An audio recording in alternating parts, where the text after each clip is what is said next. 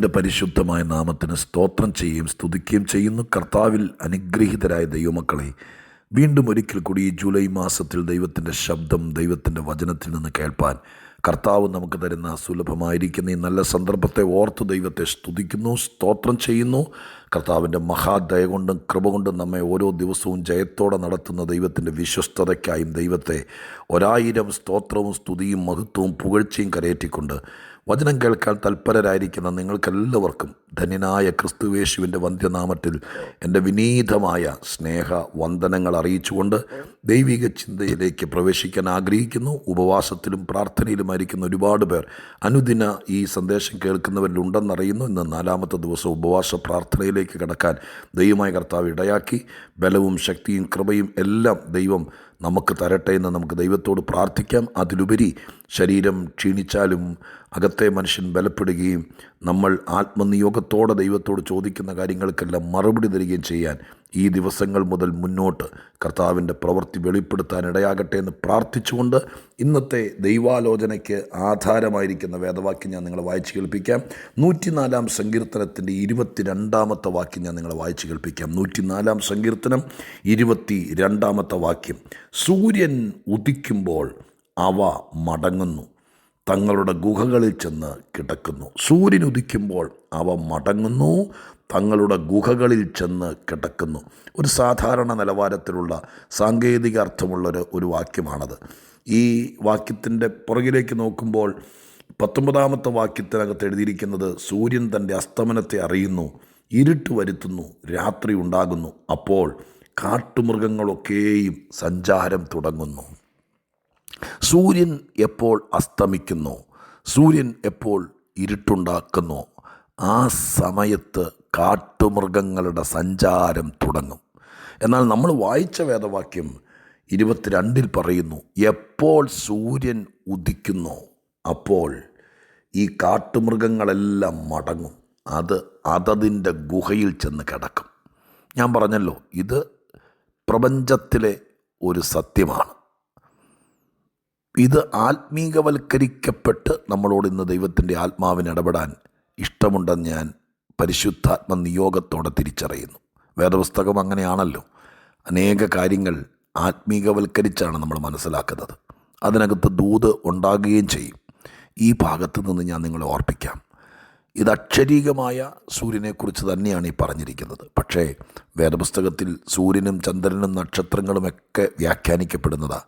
മേഘങ്ങളും കാർമേഘങ്ങളെല്ലാം ആത്മീകമായി വ്യാഖ്യാനിക്കപ്പെടുന്നതാണ്. അതുകൊണ്ട് ഞാൻ ഭയലേശമന്യേ ദൈവസന്നിധിയിൽ ഈ സൂര്യനെ നമ്മുടെ കർത്താവിനോട് ഉപമിച്ചോട്ടെ. വേദപുസ്തകത്തിൽ അങ്ങനെ തന്നെ ഉണ്ടല്ലോ, നമ്മുടെ കർത്താവിനെ നീതി സൂര്യൻ ഉദിക്കുമെന്നും വചനത്തിൽ പറഞ്ഞിട്ടുണ്ട്. എല്ലാത്തിൻ്റെയും വാക്യം അവതരിപ്പിക്കാൻ പറ്റുന്ന ഒരു സന്ദർഭമല്ല രാവിലത്തെ ഒരു അല്പസമയത്തെ സന്ദേശമെന്ന് നിങ്ങൾക്കറിയാവുന്നത് കൊണ്ടാണ് ഞാൻ റഫറൻസുകൾ പറയാത്തത്. ബൈബിളിലുണ്ട്. നിങ്ങൾക്ക് അനിവാര്യമെങ്കിൽ നിങ്ങളത് അന്വേഷിച്ച് കണ്ടെത്തുക. യേശുക്രിസ്തു നീതി സൂര്യനാണ്. ആ നീതി സൂര്യൻ ഉദിക്കുക എന്ന് പറയുന്നത് 2000-ൽ പരം വർഷങ്ങൾക്ക് മുമ്പ് ദൈവം മനുഷ്യനായി ഭൂമിയിൽ വന്നത് ഒരു സൂര്യോദയം തന്നെയായിരുന്നു. ഇരുട്ടിലിരുന്ന അനേക ആളുകൾ വെളിച്ചം കണ്ടു. എന്നാൽ ഇന്ന് ആ കാര്യങ്ങൾ നടന്നിട്ട് ആയിരക്കണക്കിന് വർഷങ്ങൾ പിന്നിട്ടു. എന്നാൽ അവനവൻ്റെ ജീവിതത്തിൽ ക്രിസ്തു ഉദിക്കുക എന്നത് ഒരു വ്യക്തിപരമായ അനുഭവമാണ്.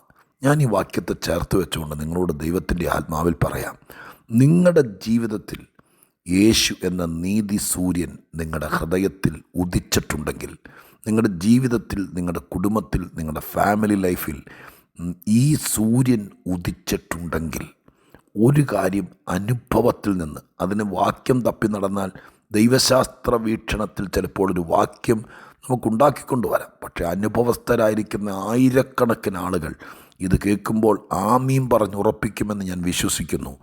യേശു എന്ന നീതി സൂര്യൻ ഏത് കുടുംബത്തിൽ ഉദിച്ചിട്ടുണ്ടോ, ആ ഉദിക്കുമ്പോൾ പിതാക്കന്മാരുടെ കാലം മുതൽ ഊടാടി സഞ്ചരിച്ച് നടന്ന ചില ഇരുട്ടിൻ്റെ പുറകിൽ നടക്കുന്ന കാട്ടുമൃഗങ്ങൾക്ക് തുല്യമായ ദുഷ്ടാത്മശക്തികളും അത് വിതച്ചിട്ട് പോയ കെടുതികളും അതെല്ലാം സൂര്യനുദിച്ചാൽ മടങ്ങിപ്പോയേ പറ്റൂ.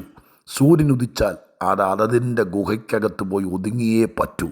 വിരാജിച്ച് വിരിഞ്ഞ് നടന്ന ചില കാട്ടുമൃഗങ്ങൾ, ചില ദുഷ്ടജന്തുക്കൾ, ചില പോർവിളികൾ, ചില ഓരിയിടുന്ന കുറുക്കന്മാർ, ചില അലറുന്ന സിംഹങ്ങൾ, ആരുമാകട്ടെ, അത് മുഴുവൻ പിന്തിരിയാനും ചെല്ലേണ്ടിടത്ത് ചെന്ന് കിടക്കാനും നമ്മുടെ നേരെ വരാതിരിക്കാനും നമ്മുടെ മുമ്പിൽ പ്രത്യക്ഷപ്പെടാതിരിക്കാനും വാവിളിക്കാനും അലറാനും ഒന്നും സമ്മതിക്കാതിരിക്കണമെങ്കിൽ കെണി വെക്കണ്ട, കുടുക്ക് വെക്കണ്ട, പാട്ട കൊട്ടണ്ട, ഒച്ചപ്പാടുണ്ടാക്കണ്ട, പന്തം കൊളുത്തണ്ട, ഒന്നും ചെയ്യണ്ട. ഞാൻ പറയുന്നതിൻ്റെ അർത്ഥം മനസ്സിലാവുന്നല്ലോ. ഒറ്റ കാര്യം നടന്നാൽ മതിയെന്ന എൻ്റെ മുമ്പിൽ തുറന്നു വെച്ചിരിക്കുന്ന വിശുദ്ധ ബൈബിൾ എന്നോട് പറഞ്ഞത്. അത് ഞാൻ നിങ്ങളോട് പറയുന്നു. ജീവിതത്തിൽ ക്രിസ്തുവെന്ന നീതി സൂര്യൻ ഉദിച്ചാൽ ദുഷ്ടശക്തികൾക്ക് നിഴലിച്ച് നിൽക്കുന്ന കാട്ടുമൃഗങ്ങൾ ഒതുങ്ങിക്കോളും ബ്രദർ, ഒതുങ്ങിക്കോളും. അപ്പോൾ സൂര്യോദയത്തിങ്കൽ പല കാര്യങ്ങളും ഇവിടെ നടക്കുന്നുണ്ട്. നാം അറിയാതെ വിരാജിച്ച് നടന്ന പല ഹിംസ്ര ജീവികളും ആരും പറയാതെ, ഫോറസ്റ്റ് ഓഫീസേഴ്സ് തോക്കെടുത്ത് വെടിവെക്കാതെ, അവർ ഒച്ചപ്പാടും പന്തം കൊളുത്തിയും ഈ മൃഗങ്ങളെ തിരിച്ച്, അതൊക്കെ ഒറ്റപ്പെട്ട കേസുകൾ നടക്കുന്നുണ്ട് കേട്ടോ, അതില്ലെന്നല്ല പറയുന്നത്. ഇപ്പോൾ ആന ഇറങ്ങിയാൽ അല്ലെങ്കിൽ പുലി ഇറങ്ങിയാലൊക്കെ ഇവിടെ വാർത്തകൾ വരാറുണ്ട്. പക്ഷെ എല്ലാ ദിവസവും പുലിയെ തിരിച്ച് ഗുഹയ്ക്കേറ്റുന്നത് വെടിവെച്ചല്ലല്ലോ, ആനയെല്ലാം കൂടി പന്തം കൊളുത്തിയാലല്ലോ. ഇവിടെ ഒരു പ്രകൃതി നിത്യമായ സത്യമുണ്ട്. ആ സത്യത്തെ ആർക്കും നിഷേധിക്കാൻ പറ്റും. ആ സത്യമാണ് തിരുവചനത്തിനകത്ത് എഴുതി വച്ചിരിക്കുന്നത്. സൂര്യൻ ഉദിക്കുമ്പോൾ അവ മടങ്ങുന്നു, അതതിൻ്റെ ഗുഹകൾക്കകത്ത് പോയി ഒതുങ്ങുന്നു. ഞാൻ ദൈവസന്നിധി നിന്ന് പറയാം, നിൻ്റെ ജീവിതത്തിൽ സൂര്യൻ ഉദിക്കട്ടെ, നിൻ്റെ ശരീരത്തിൽ ഈ സൂര്യോദയം നടക്കട്ടെ, നിങ്ങളുടെ ഫാമിലി ലൈഫിൽ ഈ സൂര്യൻ ഉദിക്കട്ടെ, നിങ്ങളുടെ വീടിനകത്ത് ഈ സൂര്യൻ ഉദിക്കട്ടെ. പാമ്പും പഴുതാരി എലിയും നിങ്ങളുടെ പ്രോപ്പർട്ടിയിൽ കയറത്തില്ലെന്ന് പറയാനല്ല ഞാൻ രാവിലെ ഈ സമയം എടുക്കുന്നത്. കണ്ണുകൊണ്ട് കാണാൻ കഴിയാത്ത ഇരുട്ടിൻ്റെ പുറകിൽ വ്യാപരിക്കുന്ന ചില കാട്ടുമൃഗങ്ങൾക്ക് തുല്യമായ, കയ്യിൽ കിട്ടിയാൽ കടിച്ച് കീറാൻ വേണ്ടി പമ്മി നിൽക്കുന്ന, ഒരുതരം വല്ലാത്ത നോട്ടം നോക്കുന്ന, തെറ്റപ്പല്ലുകൾ പുറത്ത് കാണിച്ചുകൊണ്ട് മുരടിച്ചും മുരങ്ങിയും നിൽക്കുന്ന ചില കാട്ടുമൃഗങ്ങൾ നിൻ്റെ കുടുംബത്തിൽ കാണും, ബന്ധുവീട്ടിൽ കാണും, ചുറ്റുവട്ടത്ത് കാണും, ചുറ്റും ആ പരിസരത്തെല്ലാം കണ്ടേക്കാം. പക്ഷേ ആത്മനിയോഗത്തോടെ ഈ വാക്യം വെച്ച് ഞാൻ ദൈവാത്മാവിൽ പറയാം, ചില വിഷയങ്ങൾ നമ്മളൊന്നും ചെയ്യാതെ താനേ മടങ്ങും. ഇരുട്ടത്ത് കിടന്നു സൂര്യനുദിക്കാതെ നമ്മൾ പ്രാർത്ഥിച്ചാലും ഈ വക കാട്ടുമൃഗങ്ങൾ മടങ്ങിപ്പോവോ? സൂര്യനുദിക്കാതെ നമ്മൾ ഉപവാസം എടുത്താലും ഈ വക വിഷയങ്ങൾ അതിൻ്റെ ഗുഹയിൽ പോയി ഒതുങ്ങുമോ? വേദപുസ്തകം പറയുന്നതല്ലേ സത്യം? സൂര്യനുദിക്കട്ടെ, നിങ്ങളുടെ വീട്ടിലേക്ക് ദൈവം ചിലരെ അയക്കട്ടെ. അവർ കാലുകുത്തുമ്പോൾ ഒരു സൂര്യോദയം സംഭവിക്കട്ടെ. നിങ്ങൾക്കത് മനസ്സിലാകട്ടെ. ഒരു വെളിച്ചം കയറിയതുപോലെ, ഒരു പ്രഭാതം പൊട്ടി വിടർന്നതുപോലെ, മനസ്സ് തെളിഞ്ഞതുപോലെ, ഹൃദയത്തിൽ പ്രത്യാശ വന്നതുപോലെ, സന്തോഷം മടങ്ങി വന്നതുപോലെ, ചിരി ജീവിതത്തിലേക്ക് വന്നതുപോലെ, ഒരു ഉൾഭയം മാറിപ്പോയതുപോലെ, ഒറ്റപ്പെട്ടു എന്നുള്ള തോന്നൽ മാറിയതുപോലെ ഉണ്ടോ? അതിൻ്റെ കാരണം എന്നാണെന്നറിയാമോ? നിങ്ങളുടെ ജീവിതത്തിൽ സൂര്യൻ ഉദിച്ചു വരുന്നുണ്ട്. വെള്ളിമേഘങ്ങളെ കീറി കിഴക്കൻ ചക്രവാളത്തിൽ നിന്ന് പതുക്കെ പൊങ്ങിക്കേറി വരുന്ന ആ സൂര്യനെ കണ്ടോ? ആ സൂര്യൻ ഉദിച്ചു വരുന്നുണ്ട്. ആ സൂര്യൻ നിങ്ങളുടെ തലയ്ക്ക് മീതെ കത്തി ജ്വലിച്ച് നിൽക്കട്ടെ. എനിക്കൊരു ഉറപ്പ് തരാം, ബൈബിളിൻ്റെ അടിസ്ഥാനത്തിൽ സൂര്യൻ ഉദിച്ച് നട്ടുച്ചയ്ക്ക് ജ്വലിച്ച് നിൽക്കുമ്പോൾ അതിൻ്റെ കീഴെ ഒരു കാട്ടുമൃഗത്തിനും അലറാൻ ദൈവം അനുവാദം കൊടുത്തിട്ടില്ല. സൂര്യൻ ഉദിക്കാത്ത വേളയിൽ മൃഗങ്ങൾ ഇറങ്ങി നടന്ന് വിരാജിച്ചോട്ടെ, അത് ദൈവം അനുവദിച്ചിട്ടുണ്ട്. എപ്പോൾ സൂര്യൻ ഉദിക്കുന്നോ അപ്പോൾ നീ മടങ്ങണമെന്ന് ദൈവം കൽപ്പിച്ചിട്ടുണ്ട്. ഞാൻ വീണ്ടും പറയുന്നു, ജീവിതത്തിൽ കർത്താവായ യേശു എന്ന നീതി സൂര്യൻ ഉദിച്ചാൽ, ഹൃദയത്തിൽ സൂര്യോദയമുണ്ടായാൽ, ജീവിതത്തിലും കുടുംബത്തിലും ജീവിതയാത്രയിലും ഈ സൂര്യൻ ഉദിച്ചാൽ പിന്നെ ഒന്നും ചെയ്യണ്ട, തന്നെ ചില പ്രശ്നങ്ങൾ മടങ്ങും. നിങ്ങളുടെ വീട് വിട്ട്, ജീവിതം വിട്ട്, കുടുംബം വിട്ട്, കഴിഞ്ഞ 12 കൊല്ലമായി നിങ്ങൾ അനുഭവിക്കുന്ന സകല നൊമ്പരങ്ങളും വിട്ട് ഈ വിഷയങ്ങൾ മടങ്ങിപ്പോയി അത് അതിൻ്റെ ഗുഹയിൽ. നിങ്ങളുടെ വീട്ടിൽ വന്ന് തിണ്ണയിൽ ചാക്ക് വിരിച്ച് കിടക്കാനോ നിങ്ങളുടെ അടുക്കളയിൽ കിടക്കാനോ ഈ കാട്ടുമൃഗത്തെ സമ്മതിക്കരുത്. അത് അതിൻ്റെ ഗുഹയിൽ പോട്ടെ. ഇവിടെ അത് വേണ്ട.